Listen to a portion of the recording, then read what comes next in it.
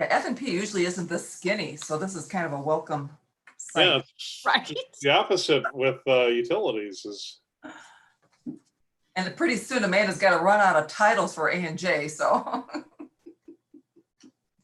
Unless she starts making some up. All right, you are good to go. all right.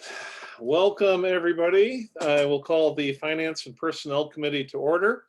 Today's date is September 2nd, 2020. Notice has been duly posted. The time is currently 7:59 p.m. This meeting is happening via Zoom remotely. So we will start with roll call. Amanda, do you want to call us? Or, oh, I'll do it. How about that? You usually do it. I notice other people have been like assigning it. So let's start. Alder Diane Wolf. Present. Alder Jim Olson. Here. Dan Stevens is also present. Joining us, we have Mayor Kim Smith. We have City Administrator Eric Reinflush. We have Engineer Jared Benson. No, that's he's a firefighter. Jared Holter is the engineer. Katie Aspenson from Plan. Troy Goody, Fire Chief. Alder Tom Smith joins us. Park and Rec and Library, Dan Wick. Chief Charles Aspect of the Police Department. And Lieutenant Nagy, I think I got everybody covered, and also some other people that have are joining us for public input. And Fred. Oh, there's Fred. Fred Bueller from Finance. Sorry, Fred. Item 2, approval of minutes from the previous meeting. Do we have a motion? You. Second. Motion by Alder Olson, second by Alder Wolf to approve the minutes. Is there any discussion? Hearing none, all those in favor of approving the minutes, please signify by saying aye. Aye. Aye. Minutes are approved. Item 3, public input. Public input will be limited to 3 minutes.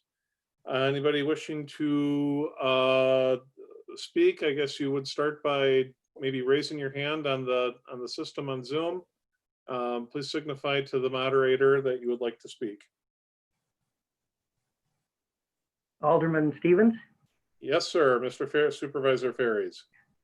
Thank you. I'd like to address the issue. The item, Please identify yourself and your address, please. thank you. Dan Ferries, 402 9th Avenue North, Onalaska. Also a County Board Supervisor, District 16. Thank you for the opportunity to speak this evening. I want to talk to you about item 8, consideration of possible action regarding purchasing of the police body cams equipment. Speaking with the chief on a couple different occasions, I was a little surprised that we didn't have these. Article in the paper the other day addressed body cams, and a lot of smaller communities around us have them. And Gene Lundy and myself, and probably a good 30 people that we've talked to within the last half a week, are all in favor of this. I've reached out to the alder people, the mayor, and it seems like there's support. How you want to finance it, well, that's up to you folks. But I think I'm advocating for it. I think we need to give our officers all the tools that we can, just so the truth can come out in an incident in case we do have one.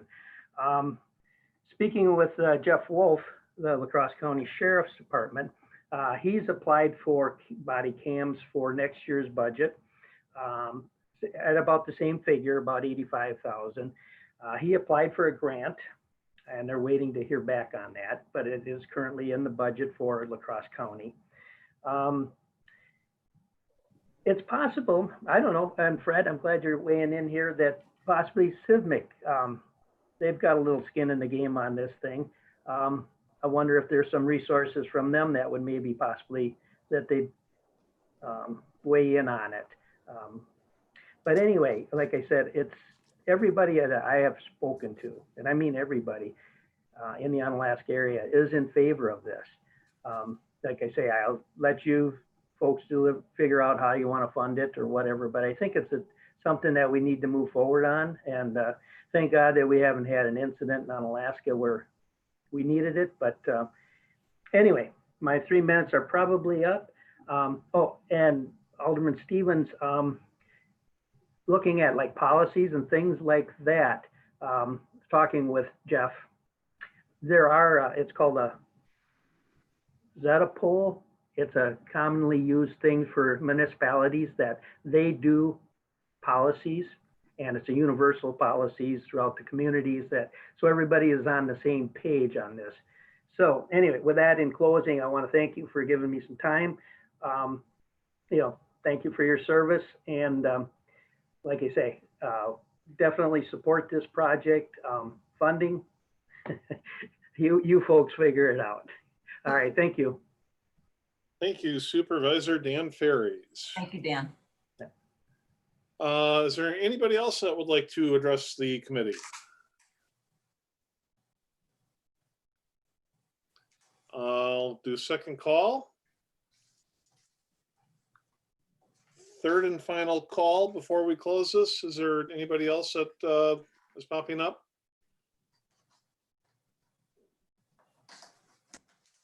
I'm not hearing anything from our moderators, so I will assume that nobody else wants to speak. With that, I will declare public input closed. Moving on for consideration and possible action on the following items. Item 4, the 2020 Omni Center financials. Take it away, Fred. Okay, in your packet is starting on page 1, F-4 is the financials for the Omni Center dated 8/19 of 2020. That represents the July bills paid in August. So we got 7/12 of the year past us, just over a little over 50-some%. I have nothing to add other than Dan is on the phone if he wishes to add more, but we have revenue of $234,668 and expenses of $367,538 for a deficit of $132,871.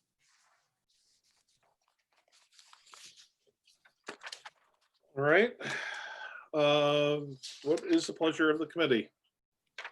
Motion to approve the 2020 Omni Center financials. Second.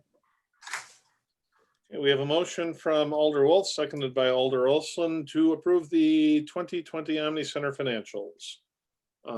Any discussion? Hearing none. All those in favor, please say aye. Aye. Financials are accepted. Item 5, the 2020 general fund financials. On Again, Fred. F-5 is the financials for the general fund. We have on page 8, we have $8,425,508 in revenue, $5,680,615 expenses at this point. The only thing that I want to mention to, as long as Jared is on the phone, if he goes to page 19, can you foresee or have a crystal ball of how you feel you may end up in reference to your snow or salt account? I know in the past you've always been 30,000 short. So thank you, Fred. The snow and ice account should be good for the year. I am hopeful because we do have just under $24,000 left.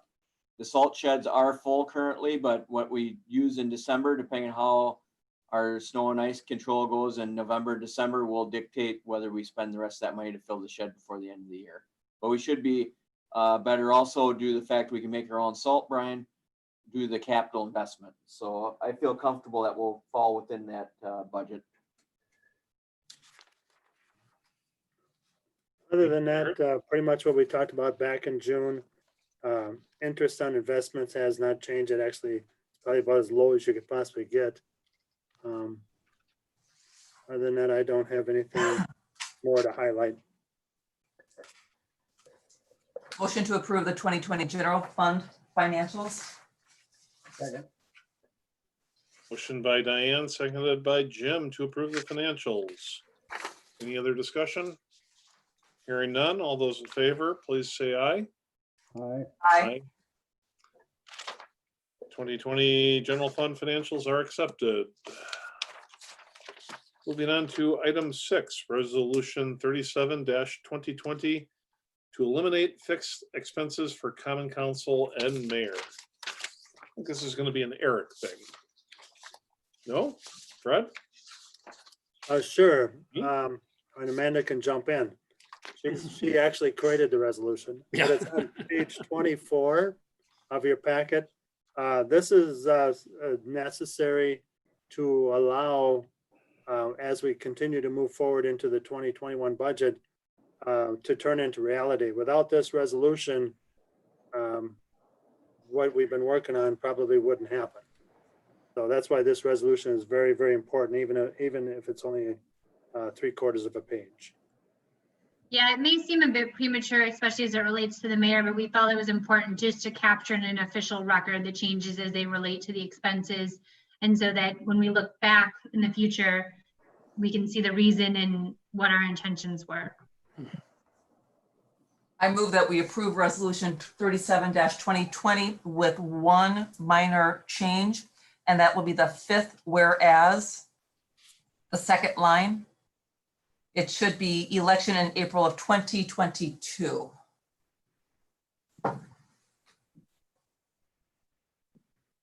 So whereas the remaining 3 council members will continue. to Yeah, I'm not sure of that, Diane. No, I don't See, think the that's right. first, in April of 2021, 3 of them will lose their expenses. And then they will be on a, will be on a fixed salary. I guess I'm gonna leave it up to Right, council. the very first, the 4th whereas, that's the 3 that are to be elected or re-elected this next spring. They're the ones who are gonna lose it, but the next set of 3, Oh, I agree. right. Diane is correct. Yep, it should be 2022. Thank you for catching that. Yeah, even though I know that below, because I confirmed with Eric that really the below is really what sets it. I just think the whole document, because I just don't want to have to go through this again. Let's just get it right 100% and we'll be done. I'll get Joanne an updated one before council. Thank you, Amanda. Okay, so with the 1, 2, 3, 4, with the 5th whereas amended as per discussion from 2021 to 2022. Did you say you made a motion, Diane? I made the motion, yes. With the tweak? You Jim, do did not have a second that? second. There was not a second. Okay, there's a second now. So motion by Diane and seconded by Jim to approve the resolution 37-2020 with the changes in the 5th whereas to correct the year to 2022. Is there any discussion? Hearing none, all those in favor, please say aye. Aye. Aye. Resolution has passed. The next item is item number 7, pertaining to the payment or usage of city services for political events. I think this would be an Eric thing. Thank you, Dan. I'm going to point it back to you since in conversation this came up from us. This does go back a little bit to an earlier conversation the council had regarding the use of the city facilities and the Omni Center in particular.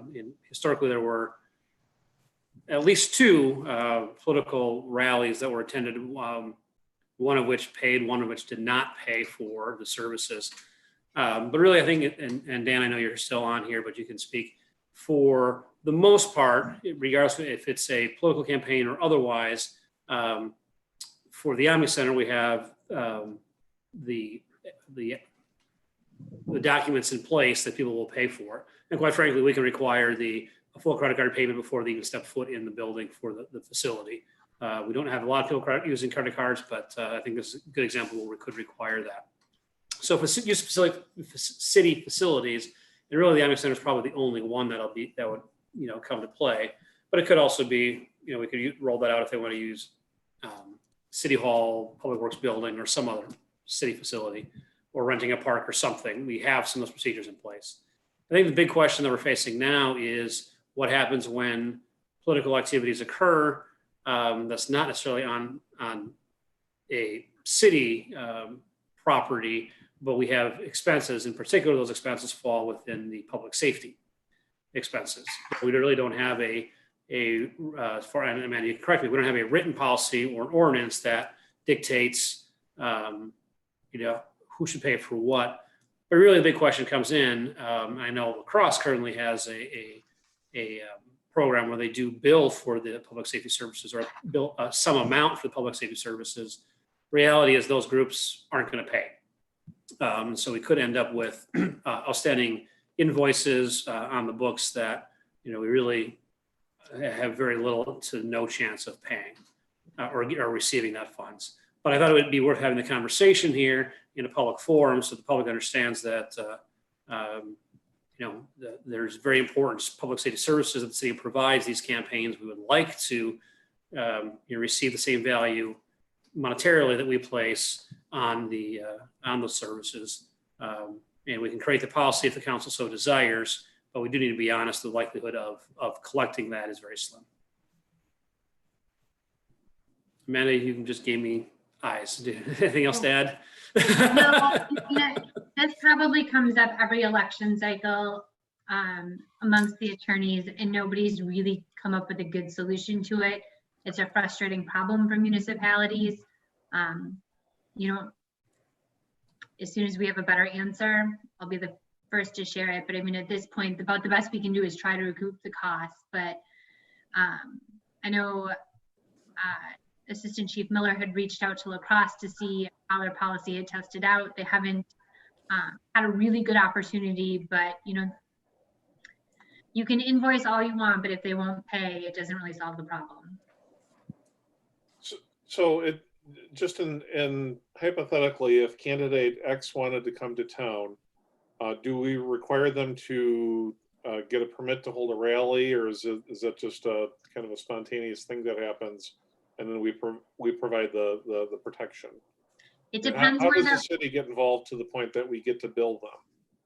So it depends on where they're having it. If they have, for example, an event on a private property and they're never leaving private property and they don't necessarily need any special event permit or things like that, we wouldn't have a permit that they would necessarily need. Although what we do often have a request for is for police assistance as far as the candidate itself or security type. And Chief Ashbeck's on here. I think he could probably better weigh in on that side of it than I could. But we would not necessarily have a permit tied to an event. And it's even, for example, Vice President Pence was, in the area in the last, month or so, and he will be in the area again on Monday. Neither of which will he be in the city of Onalaska, but both of which may require, depending on where he goes, police services for security. Are the individual campaigns requesting security from us, or are we just showing up? I think, Chief, the best answer. Yeah. Yes, I can answer that. Typically what happens is the Secret Service reaches out to our agencies and we hold meetings to brief on what is occurring. But unfortunately, we can't bill the Secret Service. And oftentimes we have no address or person, to attach that bill to. So I guess there's not a good answer. But I think to reflect on what Chief Ashbeck just said, most of what we're dealing with, especially by the time we come to presidential campaigns in the area, it's the Secret Service making the request. It's not the campaigns, not the parties, it's not the candidates themselves. So Secret Service, and that's one we just can't bill, which is why it's not likely to achieve that. Now, there are other political events that may not be campaigns. Maybe there is a name or something that's attached to that we could look at. So I think what makes this Something to interesting occur, is the wages, I assume, that would come from, typically they're going to be overtime expenses for officers. that the city, that we have not budgeted for, the taxpayers of Unalaska are going to have to essentially subsidize to those campaigns. So I guess is the recommendation at this point to just continue billing and hope that they pay, or is there another strategy that we should be looking at? We are currently not billing for when they're not on public, not on city properties. So I guess the request is if you would like us to start billing, we'd have to create the, I don't know, policy or resolution or what it is we need to do. Amanda, leave that to you to do so, but we're not currently because we're not likely to collect. But we can certainly bill, but that's the policy decision to make. In worst case scenario, if they don't pay, we're no worse off than we are now. Maybe if we make the fee more nominal, they might be more likely to, but all right, so what is the pleasure of the committee?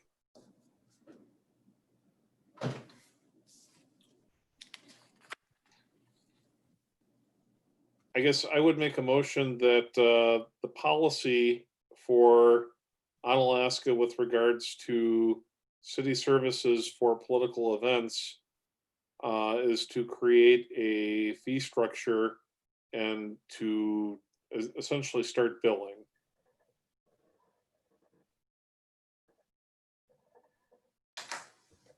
I will second that for discussion. All right. Motion by me, seconded by Diane. Is there any discussion? Fred, I guess, have we ever billed for a private property event? No.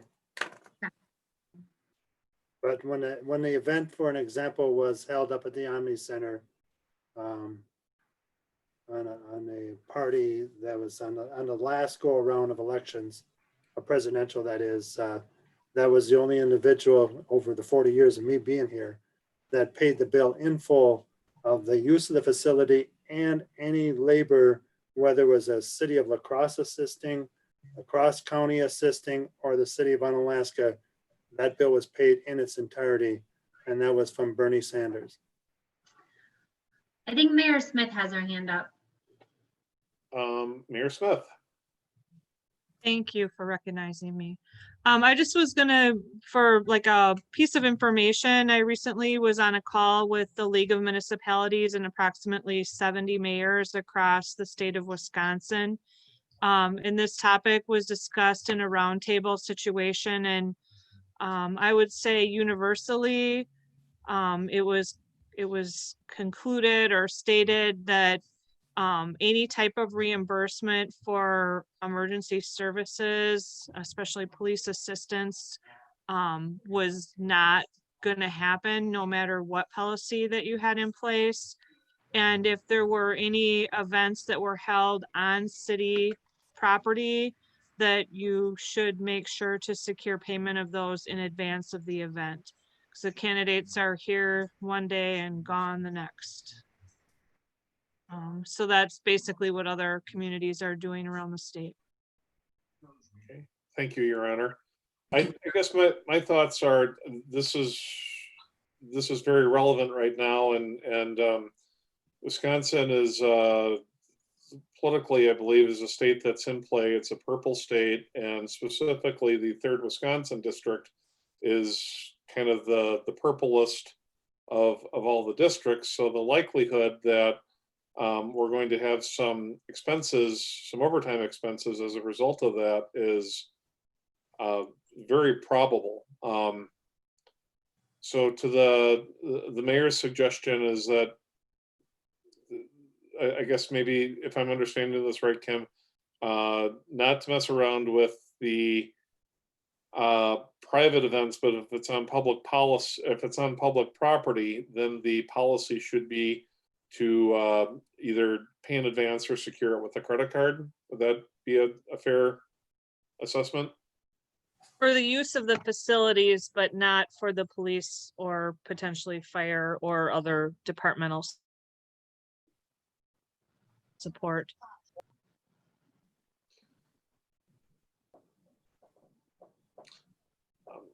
All right. Is there any further discussion? Diane. So remind me again, what was your motion, please? My initial motion was to, it was essentially to bill for public events to offset the overtime expenses, or essentially, I think it was just to bill for the political events. That are non-city property. I don't believe that the original motion was like that, so we may have to do an amendment or vote that down and then. create a I new will one. remove my second. I'll remove my first. Would you like to make a new motion? No, No? what I will say though is that I'm listening intently to what Mayor Smith just her input was, and I don't think that the city of Onalaska should be spinning their wheels and creating policies that I don't think that we're even going to be able to collect on. One way that one may look at it also is if we do have people who come to the community for events, and I'm talking about public events, not use of our facilities, because I think that, we have something in place like for the Omni Center, for City Hall, our parks and shelters and such, we get payment in advance. But if they're going to be public areas that we have to provide things for, maybe we make it back in not tourism dollars, but just people being in the area. They're shopping, they're eating, they're doing business in our area. So maybe we get some back that way. So they're in our community. So that's all. Thank you. Jim, did you have anything to weigh in? No. Nope. No. All right, so I guess we will, having no motion, we'll close that out and move on to item 8. Item 8 is consideration and possible action regarding the purchasing of body camera equipment. This is a non-budgeted item. I had this added to the agenda. Recent events have prompted this, so I apologize for it being late to the agenda. But I know that body cameras are included in the capital improvements budget.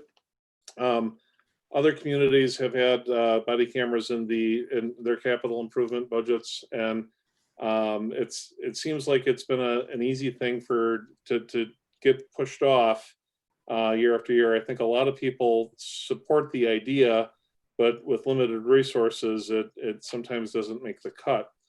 And for events that happened in Kenosha, I think their city police department their city officials might have been supporting body cameras, but not actually making it happen. I think that's given us some exposure that we have that I think that we should fill. So I'm looking to expedite the process on this and not wait for it to go through capital improvements, as it may push us at the earliest to potentially middle of next year. So with that, I'm going to make a motion, and it's rather long, but the motion is that we proceed with the purchase of body camera equipment for the Onalaska Police Department in an amount not to exceed $84,165, utilizing the Equipment Replacement Fund, and to direct the city administrator, the chief of police, and any other pertinent Onalaska staff member to research, create policies and procedures regarding the implementation, the use of, and the data collected from body cameras, with recommendations to be presented to council no later than December 31st of 2020. And I'm hoping somebody will approve my motion or second it.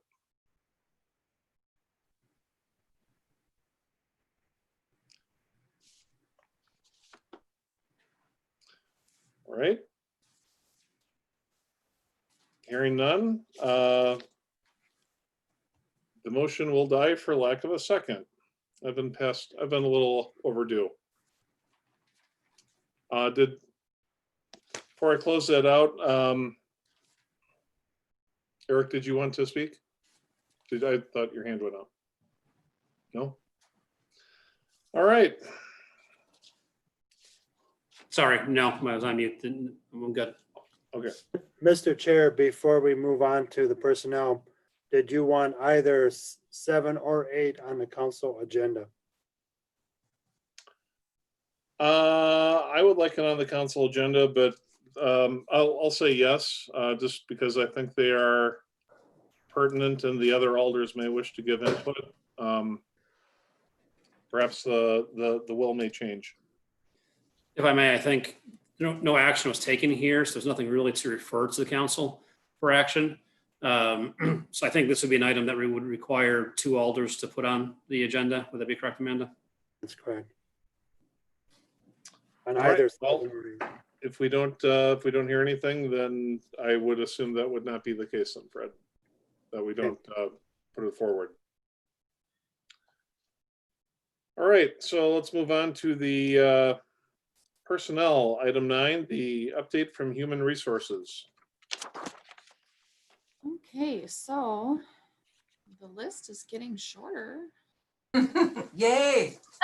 So if that's It's a full helping, page the last couple months. I know. So the assistant fire chief, the police and fire commission met on August 10th to discuss the timeline. So we're looking at reviewing the applications in mid-September. So we've received, I believe, about 12 applications so far.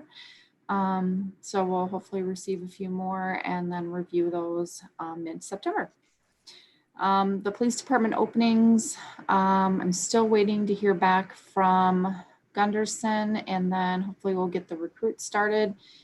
And we will have interviews for the second list tomorrow with the Police and Fire Commission for our additional police officer candidates.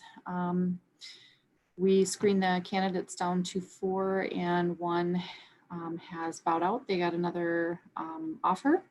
So we are down to 3.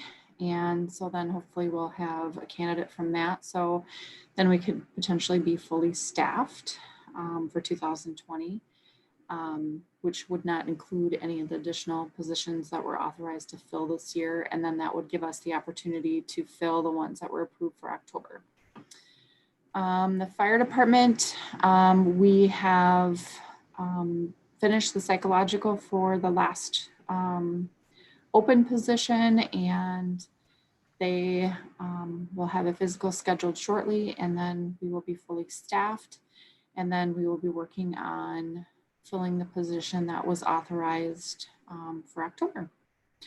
And then the office clerical support and finance, the position was approved to be filled part-time because there were no interested candidates that had applied that were full-time. Previously, we reposted it as part-time, and then we'll review the applications after Labor Day. So that's where we stand. Thank you, Hope. Mhm.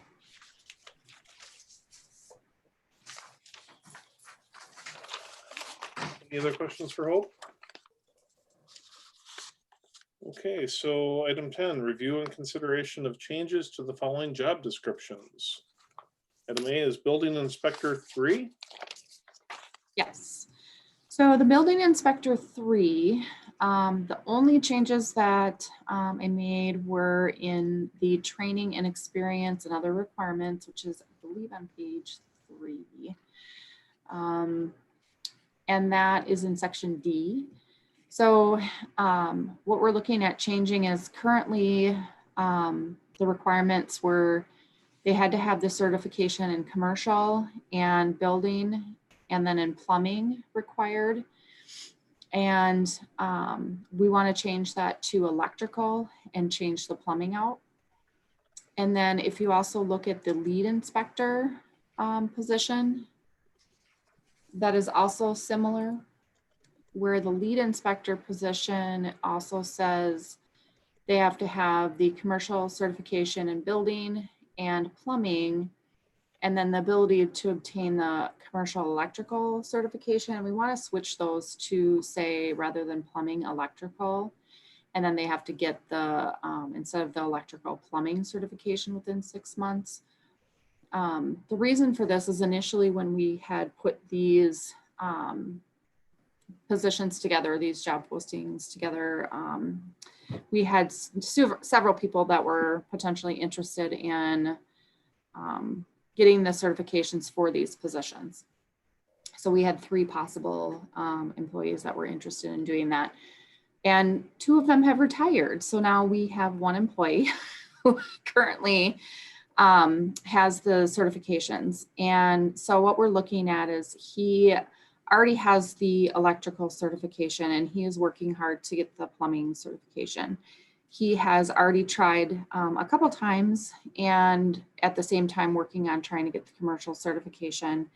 Has finally gotten the commercial certification, and we want to have him be rewarded with having the lead building inspector position, but can't do that with the current job description because of the way it's worded. It says it's required.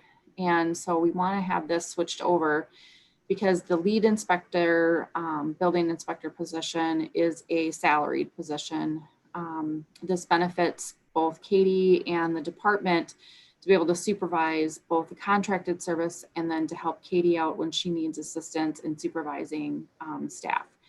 This doesn't preclude the individual from getting the plumbing certification. They are still working on obtaining that certification. And I think Katie can probably update you on where they're at with that. But they are studying hard and they want to obtain this certification. If worst case scenario, they didn't receive it within the 6 months, and they would go back down to the basically building inspector 3, and then they would have to obtain it in order to be a lead inspector. So that's kind of our intent to do this, because we initially had hoped that there would be a competitive process, and we felt the way we had it worded would be more competitive. But now we only have 1 person, and we want to try to reward that person as best as possible. And this is the way we can do it. Yes, Diane. Thank you. So what is the inspector's position title now? So currently he has passed the commercial certification. So he's a building inspector 2. So he is a building inspector 2. Okay, thank you. Correct. Yep. So basically, in order to move any higher, this would have to be changed in order for him to get to a 3 and then potentially a lead. Got it. Thank you. Yep.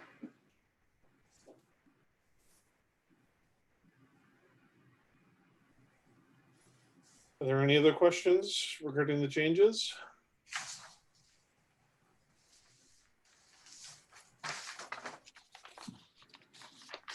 What shall this committee do? I'm hoping you'll pass the changes.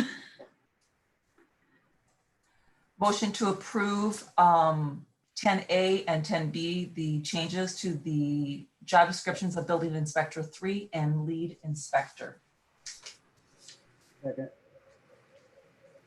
Motion by Diane, seconded by Jim, to change the job descriptions as per the agenda for building inspector 3 and lead inspector.